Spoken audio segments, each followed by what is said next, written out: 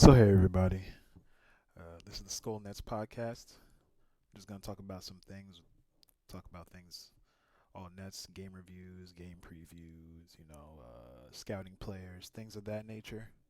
So starting out, we're gonna review the game, and then we're gonna go on to Mikal Bridges and Cam Johnson, what they bring to the table for the Nets, and then we have the game preview tomorrow, where Cam Johnson and Mikal Bridges make their debut versus the Sixers. So starting out, we got the game review from yesterday, the game on TNT, Nets versus Bulls.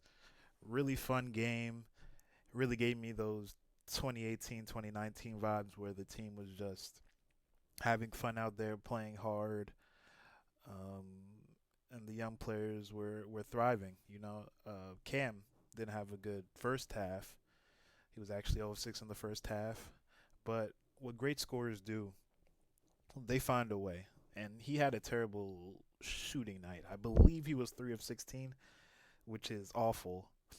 But he still had 20 points. And when you see 20 points on 16 shots, that's not the worst efficiency in the world. So he was able to get to the line a lot. He hit a couple key timely buckets in the third, fourth quarter. And I like how Dinwiddie was giving him the ball. And you could kind of tell that they were making it a point to give it to Cam Thomas in crunch time, especially Dinwiddie and Jock Vaughn. Usually back, when KD was healthy and we had Kyrie. Uh, in the past, when Cam would do step back threes or try to ISO, maybe take a bad shot, he'd get pulled. And we saw last night he took some bad shots. He made the adjustment. They kept him in there, and he was able to get to the free throw line and make an impact in a big win.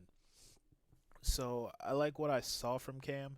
Obviously, it was a terrible shooting night, but the fact that he played big minutes, shot terribly, and still was able to be effective. He made some great passes. He made that great wraparound pass to the corner to Yuta, who was also money tonight, as he usually is. Yeah, and he made some good passes. He had a nice lob to Dayron, and we'll get to Dayron in a minute. He did some good things as well. But yeah, he was just solid overall, so I liked what I saw from him. And then going on with Dinwiddie, Dinwiddie was, great pretty much all game.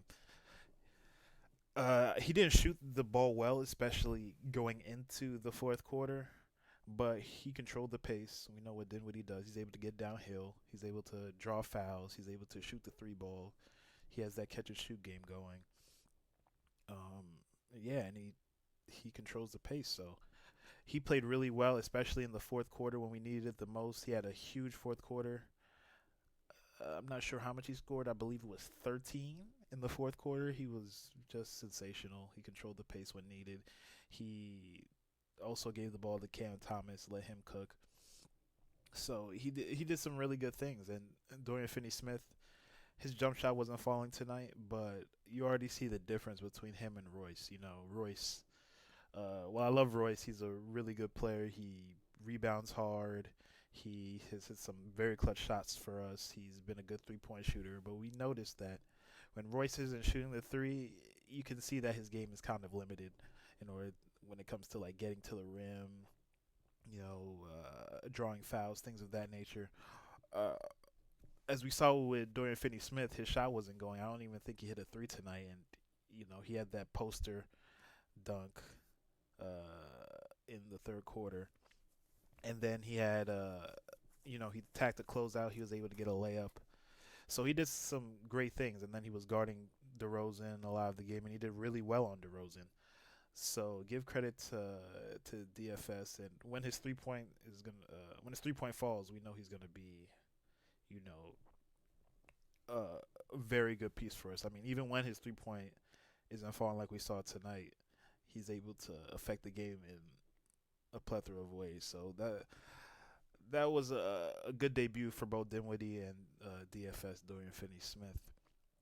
As far as the other guys like Dayron played a huge role. In this game, I believe he played the whole fourth quarter, and he looked pretty good. There was some days where he tripped over his feet, he looked clumsy. That's what you get with Dayron, but the fact that he was able to get big minutes and going against a guy that's a stretch big and Vucevic, he looked really good. He had some good reps switching against guards. He got a block, I believe it was Dosumu he blocked, if I'm not mistaken. And he overall he played pretty well. He showed that he can be a guy that if needed, can play 20, 25 minutes. So I'm glad that we saw that from him. Yuta, obviously, money from the corner. Hopefully, we can keep him. He's been amazing this year. The corner threes are automatic. Also, we got Royce O'Neal, limited minutes, played well. Ben Simmons. Ben Simmons was actually pretty good tonight. He was actually being aggressive, getting to getting to the rim. He even wanted some fouls. So I don't know if it's the lack of pressure that's making him do that. Either way, it's good to see that he's being aggressive because that's all we want from Ben. He didn't have the best numbers. I believe he scored 8 points. That's not anything special, but he showed that he can affect the game in different ways. He had a lot of assists, especially in that second quarter. Joe Harris, 18 points, 6 threes. A lot of that was affected with Ben on the court. We know he's great at finding 3-point shooters in transition. And Joe Harris is another guy who, it's funny that when you have guys like Katie and Kyrie and you have championship expectations, how some players play like Joe Harris and Ben Simmons. As soon as those guys get out of there, it seems like there's a switch. The confidence. Joe was shooting everything. He had 6 threes in a quarter. And Ben was being aggressive, wanting foul calls. He even took a three. I know it was at the end of the quarter, but still, the fact that he took the three shows that he's feeling more confident. And the timeline is different. The beginning of the season, we wanted Ben to be, Ben Simmons, the Sixers' Ben Simmons. And he showed it for a little bit, but, he faded out. And you can see his confidence was waning. We had a lot of pressure to be a championship team, and he wasn't executing at a championship level, barely at a rotation level. So, I believe that this will help him being a team that's in more of a rebuild mode rather than championship. This could help him get back to the old Ben where his athleticism is going to come back after the back surgery, but all it is being aggressive, playing hard in the 20, 25 minutes that you have. But yeah, overall, good win. I'm excited to see how we look with Cam Johnson and Mikal Bridges. Hopefully they start, and we'll see what happens.